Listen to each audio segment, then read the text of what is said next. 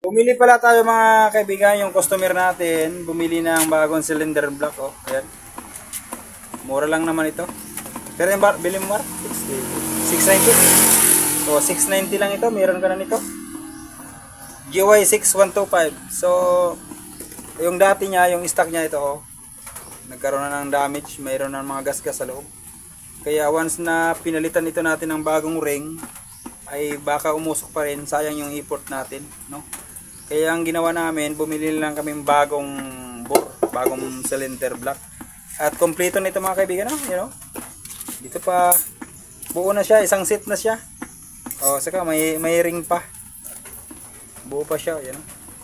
So, ituturo ko sa inyo ang pag-install ko ng, ng piston ring. Sa pag-install ng piston ring, dito, meron siya nakalagay na, for beginners lang ito. Pero doon sa mga marunong na, bahala na kayo dyan. Okay, ito, meron kang mabasa na N. Anong gusto sabihin niyan ay, intake, no? Intake.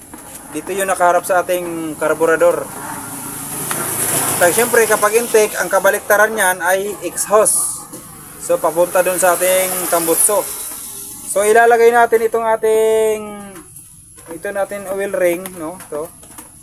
Dito. Ilalagay natin kapag nakikita niyo yan diyan, oh. Pag nakita niyo yan, mayroon niya matulis sa dulo. Yung matulis na nakakurba ng pagganon, pababa yan, pababa. So pag ganyan. So saan tayo maglalagay, sa intake o sa exhaust? So dito tayo maglalagay sa intake. Ilalagay natin itong ating oil ring. Dito tayo maglalagay pag ganyan. Unahin muna natin ito, ha, sa mga beginners. Unahin natin ito bago yung spacer.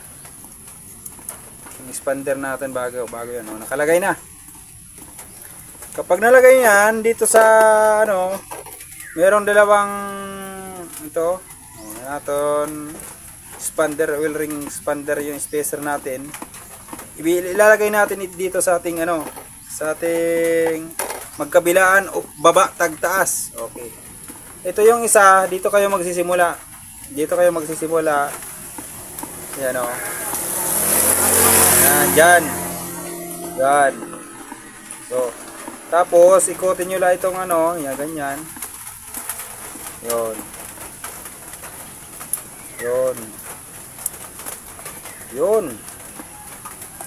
So, andyan yung space niya. Okay, kita nyo na yung space niya, yan, oh. So, andyan yung yung uka niya. So, ang susunod, dito naman, ilalagay natin dito sa taas. Sa taas, ilalagay natin dito. Dito. Ilalagay natin siya dito. So, yung niya, ilalagay natin pag ganyan, oh. Ayan. Tapos pag yan, ganyan lang. Paikot lang, ha, paikot lang. Yon. So nakalagay na ang tatlo. Meron pa tayong natirang ring. No. So kung papansin niyo mga kaibigan, dito maitim, solid na maitim. Solid ang itim niya, at kapag ginanyan nyo, matalas. Kapag matalas yan, ibig sabihin niyan mga kaibigan, kapag matalas niyan, yan ang ating second compression ring. So saan natin ilalagay yung second compression ring? Ito ang ating first compression ring. Saan natin ilalagay itong ating second compression ring? Dito tayo maglalagay sa intake, no? Dito sa intake, exhaust, sa kabaliktaran ng intake. So pag naglalagay ako nito, dito ako naglalagay. Dito ko siya ikinakabit dito. Yon. Tapos ingatan nyo lang ito na hindi maputol. So sa paglagay nito, para hindi maputol, unahin nyo muna itong dulo, no? Unahin nyo muna ito sa paglagay. Sa baba kayo maglalagay, ha. Sa baba nyo ito ikakabit. Meron kasi mang uka yan, isa, dalawa. Ito yung uka sa taas, itong first compression ring. Ang pangalawang uka, ito yung second compression ring. So para hindi maputol yung ring natin, Kasi sayang naman kapag naputol ito, lalo na kapag kayo ay kayo ang gumawa, ay sayang lang naman, no? So para hindi ito maputol mga kaibigan, tip ko, ano lang, ito lang gagalaw-galawin nyo, gagalaw-galawin nyo lang ito ang dulo. Galawin nyo lang, ipasok nyo muna itong dulo dyan sa uka niya para hindi siya maputol. Yan, ganyan. Pag nakapasok na, dahan-dahan nyo lang ganyan. Iyo, ito manihuan dyan oh, na makalagay siya sa kanyang uka niya. O ayan. Tapos ito, huwag nyo ito masyadong pirsahin, dahan-dahan lang. O ayan, nakababa na siya. So ilalagay natin siya sa pangalawa. Yun, nakalagay na mga kaibigan. Yun ang paglagay ng ating second compression ring.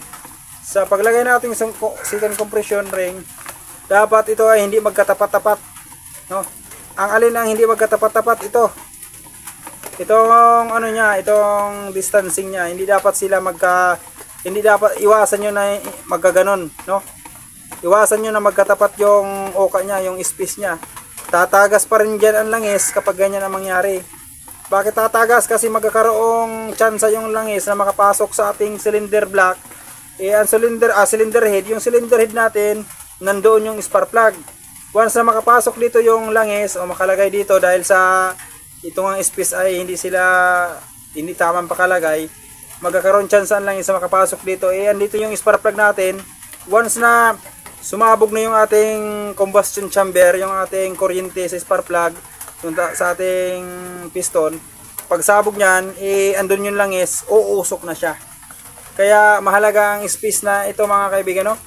Mahalaga. Kaya sa paglagay ng first compression ring, okay, ganito lang. Sa paglagay ng first compression ring, ayan, dahan-dahanin nyo lang. Ito pa rin ang gagalawin nyo. Sikapin nyo na makapasok ito sa kanyang uka, tapos galaw-galawin nyo itong dulo, dahan-dahan lang. Ayan, pumasok na. Easy lang naman, huwag yung pirsahin. Okay, nakalagay na. So, ganun lang tip mga kaibigan sa paglagay ng ating piston, no? Ng ating ring. Tapos, sa paglalagay nyo, lagyan nyo siyempre ng oil, no? Maganda kung yung langis na ilalagay nyo ay bago, no? Pero bago pa, okay pa naman ito. Ilalagay natin, ganyan siya. Bakit natin lalagyan ng lagis? Para malubricant yung ating bagong cylinder block. Yung bagong cylinder block natin. Para malubricant siya. Okay. Ganyan. No? Ganyan siya. Ang motor pala nito mga kaibigan ay GY6125, ano? Yung parang Mio. Ilalagay natin ito mamaya. So, sana may natutunan kayo sa paglagay ng ating piston ring, piston ring at piston. At kung gusto niyo buong detalye na mapanood ang video ito sa pagkabit doon sa motor mismo, panoorin niyo ang buong video. Pwede niyo tingnan sa aking profile, kay magbibideo ako nito ng full video. Kaya maraming salamat sa panonood mga kaibigan, Maraming salamat sa walang sawang pagsuporta. Thank you sa mga sumusubaybay dyan. Thank you very much. Tapos, syempre, huwag kalimutan mag-like. Thank you very much.